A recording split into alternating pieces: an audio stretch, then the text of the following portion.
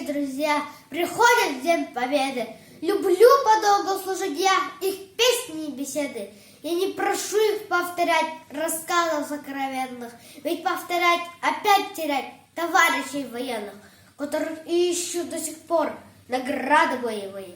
Один сержант, другой майор, а больше рядовые.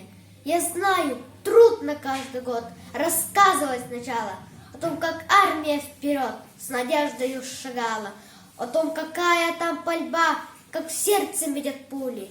Судьба, вздохнут они, судьба, а помнишь, как в июле я молча рядышком сижу, но кажется порой, что это я в прицел гляжу, что я готовлюсь к бою, что те, кто письма пишут мне, уже не ждут ответа, что даже лето на войне совсем другое лето.